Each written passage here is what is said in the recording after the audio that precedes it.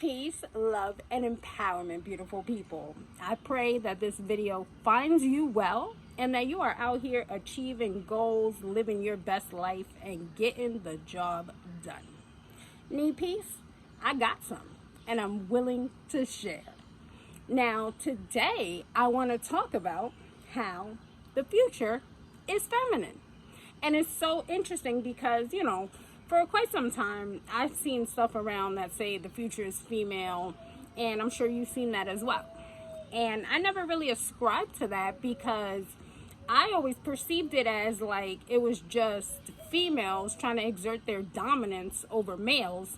And I've learned through my own journey that exerting dominance is not the path. Like, that don't lead nowhere but to a fight, to a war, to a battle. And we already out here fighting a battle. The battlefield is in our minds, not against male and female. So, I never really entertained that too much. But recently, God has been giving me so much clarity with regards to it. And I want to talk all about it. So, the future is feminine. And why is that? Because what is required for us, for our planet, and for us to move into this new phase of humanity and live comfortably, happily, and in abundance, which is our birthright, in order for us to move from where we are into that place, a tremendous amount of healing is required. And so as we look at healing, we can recognize that the attributes of healing are feminine. And it's like, we know that God is all-encompassing. So there are masculine and feminine attributes in God because God is everything. And therefore, because our true nature is God, we encompass those attributes as well. So we gotta tap into them. That's what it's time for. Now, let's talk about healing. As I just said, healing is what is required for us to move from where we are, this place of death and destruction, to this new place of abundance and greatness, joy, happiness, and our true nature of Godhood. So we're dealing right now with so much brokenness. And in order to repair and rebuild, we have to heal. And now, what is required of healing? What are the attributes of healing? Healing requires receptivity, which is feminine. We have to be willing to allow, because receptivity, in essence, is really just allowing yourself to receive. So, in order to heal, we have to be receptive and allow ourselves the love and care necessary to heal. We have to allow ourselves to be nurtured. We have to allow ourselves to feel our feelings. We also have to submit and surrender, which again are feminine attributes, but are a major part of healing. Submitting to the reality that you're not well, you need some healing. Submitting and surrendering to the reality that the way you've been doing stuff led to here, so you don't know what you're doing, you got to do something different. And I mean, these are all things that I had to experience on my healing journey, from where I was to here, where I am now. And God is showing me that I've been walking this path so that I can teach you how to do it. Not only was that my intention, that was the whole point that God had designed. And it's super exciting because that's why I can speak on these things, because I know what I'm talking about, because I'm living it. I'm living it every single day. And so, as we recognize that healing entails these feminine attributes, these attributes that are innately feminine, it becomes clear that this is not a male versus female issue. It's about we need healing. And, we all need healing. All of us. Another aspect of healing is vulnerability. Being able to be vulnerable. And it's like, why do we need to be vulnerable? Because we need to be honest. We need to submit and surrender to the truth. And if we're not willing to honestly look at ourselves without the mask, without the facade, and if we're not willing to speak our truth and ask for the help that we need, then we're never going to get to the place of true healing, because this is what is required for healing. And so it's like, okay, if these characteristics are innately feminine, then obviously women, we possess them as part of our nature. However, as we understand that God is all encompassing and that we each possess these masculine and feminine attributes, then it is necessary that men as well embrace these aspects for healing. It's not about, as a man, trying to be more feminine. However, it's about understanding what's required for healing and tapping into those frequencies, those places within you, because they are what's needed, And the thing is, it's like, I guess, well, obviously I'm a woman, I'm not a man. However, my life was like, there were no men around. You know what I'm saying? Men did not show up for me. I did not see men in my surroundings, my circumferences. Most of my friends as a kid, their fathers weren't there. My grandmother always said that men are only good for one thing. And so I always fought against that belief, because I used to say my grandmother was anti-man, and I never wanted to be that. So I always held on to the hope that good men did exist, like that was an actual thing, even though I didn't necessarily see them. And so my mom got with my stepfather when I was probably about 8 or 9.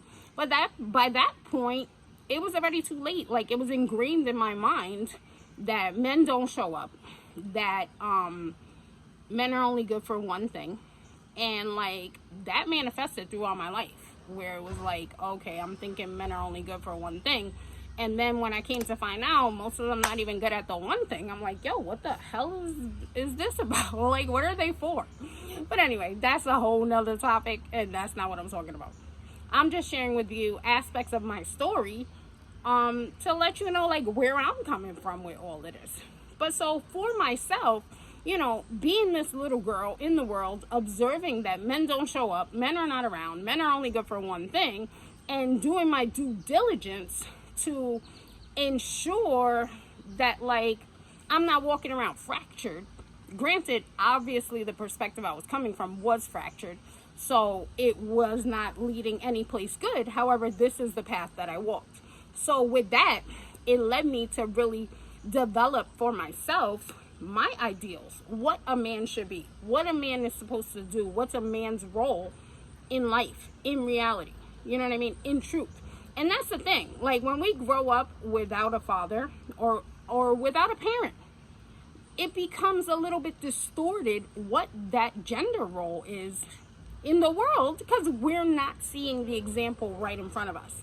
And so it opens up this susceptibility for us to start making stuff up, piecing things together from other places, and sometimes they don't make no sense. So for me, as a little girl, I started piecing together what it meant to be a man, what a man's supposed to look like, picking out these different attributes from different places. And I began to model myself after it. Not that I was trying to be a man, because intentionally I never was trying to be a man. However, I guess underneath and subconsciously, I was trying to be a man so that I could fill the void that was missing from not having these men around. And then as I had my children and their dads weren't around, then it made me kick it up a notch further, because I'm like, they're not going to be lacking the things that a father brings to the table because of me. And so it's like, I really stood firm in showing up for your family, doing whatever is necessary, loyalty, honesty, integrity, and these pillars of what I believe a man should be, willing to do whatever it takes to make sure your family is good, being strong and protective and all this stuff. And I mean, obviously, because I'm not a man, I am a woman, that was me denying my true nature. And so inevitably it was, inner turmoil and me warring against myself, fighting against who and what I truly am.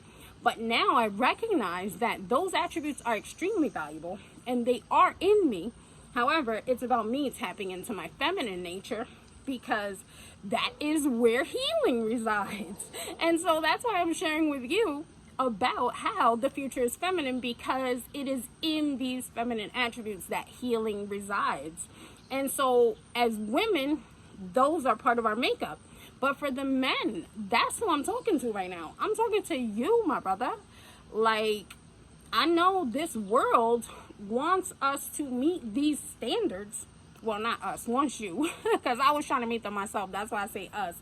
But this world wants you to meet these standards that will break you down. They're unrealistic. They're out of alignment with God. And it's like they're hurting you. So you're coming from this fractured place. And what is required is healing. And, you know, that's what I'm here to share with you. To share with you this love. To share with you this vulnerability. And not to bitch you out, like, because that's what the world is really trying to do. That's what the system and, like, this dynamic of what the world is telling us a man's supposed to be is trying to do. It's trying to bitch you out, you know? And it's like, I'm not here for none of that.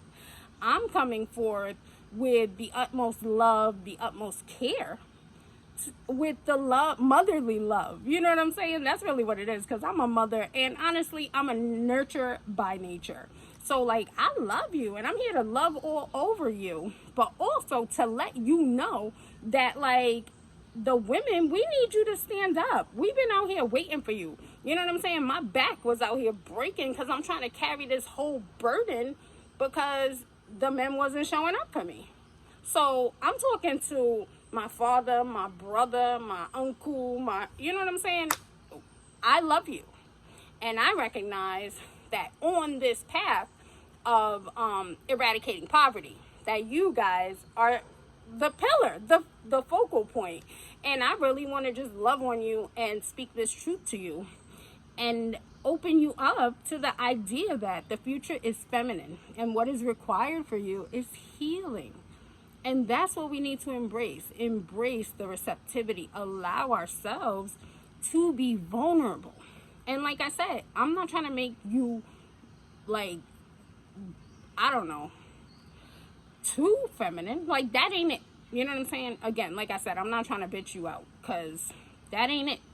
I recognize that, like, vulnerability and, like, really being open and honest requires so much courage.